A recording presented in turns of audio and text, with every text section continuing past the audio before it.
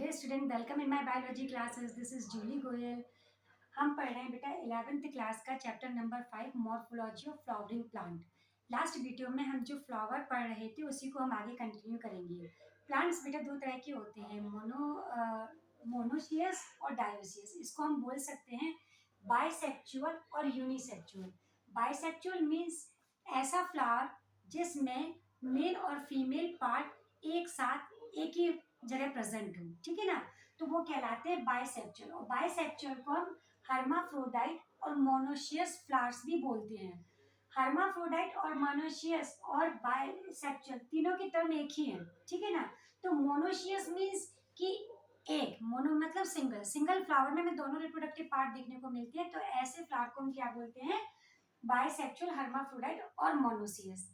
जैसे इसका एग्जांपल हम बात करें चाइना रोज, एग्जाम्पल अगर हम बात करें तो चाइना रोज होता है ना हिबिस्कस का, तो उसमें देखने को मिलता है, अगर आपने गुड़हल का फूल, चाइना रोज जो होता है वो गुड़हल के फूल को बोलते हैं, तो उसमें आपने देखा होगा तो जो फ्लावर में जो लंबी सी वो ट्यूब लाइक स्ट्रक्चर होता है ना, उसमें मेल और फीमेल पार्ट दोनों एक साथ एक जगह पर ही होते हैं, ठीक है।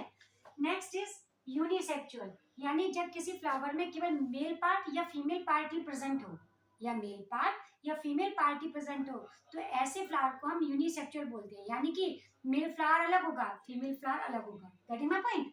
तो इस तरह के जो प्लांट्स फ्लावर्स होते हैं उनको हम यूनिसेक्सुअल या फिर डायोसियस भी बोलते हैं। डायोसियस फ्लावर्स भी बोलते हैं। डाई मतलब टू, यानी मेल अलग और फीमेल अलग। तो आई होप बेटा समझ में आ रहा होगा। Next thing is that what is a perianth.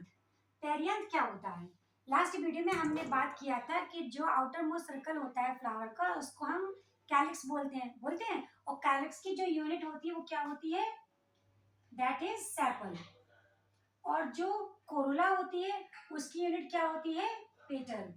तो जब कैलिक्स और कोरोला, इट मीन सेपल और पेटल आपस में फ्यूज्ड होते हैं, यानी हम उनको देख के डिफ्रेंशिएट नहीं कर पाते हैं कि ये पेटल है या सेपल है, और दोनों काम क्या करते हैं, फ्लावर को प्रोटेक्शन करने का, प्रोटेक्शन प्रोवाइड करने का काम करते हैं। तो जब कैलिक्स और कोरोला एक दूसरे से डिसंगेट नहीं होते हैं तो ऐसी कंडीशन में हम उसको बोलते हैं पेरियांथ। Getting my point. तो जिस तरह से कैलिक्स की यूनिट होती है सेपल, कोरोला की यूनिट होती है पेटल, उसी तरह से जो पेरियांथ है इसकी यूनिट होती है tepal. Getting my point.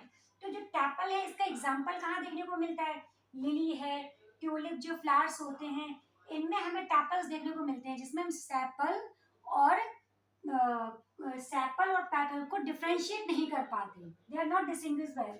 Okay, तो ये तो एग्जांपल इसके। अब हम बोलेंगे यूनिसेक्सुअल हम फ्लावर्स की बात करें तो इसका एग्जांपल कौन सा है, पपाया हुआ, काफी सारे एग्जांपल्स हैं जो हम समझ सकते हैं। मेल फ्लावर्स अलग देखने को मिलते हैं, फीमेल फ्लावर्स अलग से देखने को मिलते हैं। Now we are going talking about the symmetry. What is a symmetry. Symmetry means जब हम किसी फ्लावर्स को उसके सेंटर से होते हुए उसको कट लगाते हैं किसी एक सर्कुलर वे में, जैसे फ्लावर्स में मोस्टली हमें सर्कुलर वे देखने को मिलता है फ्लावर में, है ना। तो जब हम इसके सेंटर से होते हुए इसको कट लगाते हैं, और वो जो कट होता है वो उससे फ्लावर्स ना टू इक्वल पार्ट में डिवाइड हो जाता है। फ्लावर जो होता है बेटा वो टू इक्वल पार्ट में डिवाइड हो जाता है।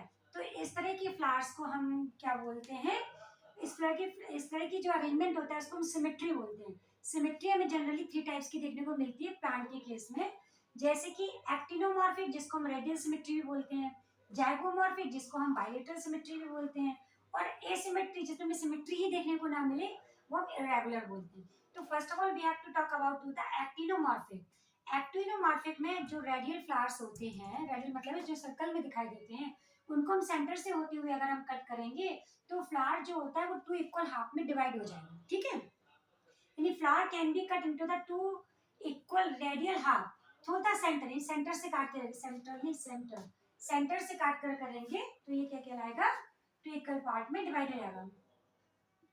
तो सेंटर, तो यहाँ पर क्या थे, इसके एग्जांपल्स क्या है, मस्टर्ड हुआ, धतूरा हुआ, चिली हुआ, इनमें जो फ्लावर्स होते हैं वो फ्लावर्स में हमें रेडियल सिमेट्री देखने को मिलती है, और रेडियल सिमेट्री को हम एक्टिनोमॉर्फिक बोलते हैं।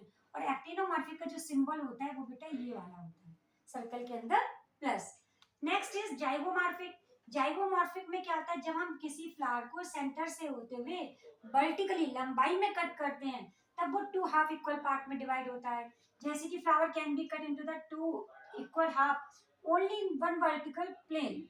तो उससे जो हमें फोर जो हाफ हाफ पार्ट में डिवाइड फ्लावर्स मिलता है देखने को, तो उसका एग्जांपल क्या है, जाइगोमॉर्फिक। और जाइगोमॉर्फिक का जो सिंबल है वो है परसेंटेज लाइक स्ट्रक्चर। ओके, तो इसके जो एग्जांपल्स है, पी हुआ, बीन हुआ, गुलमोहर हुआ, ये सब इसके एग्जांपल है। नेक्स्ट इज एसिमेट्री और इरेगुलर।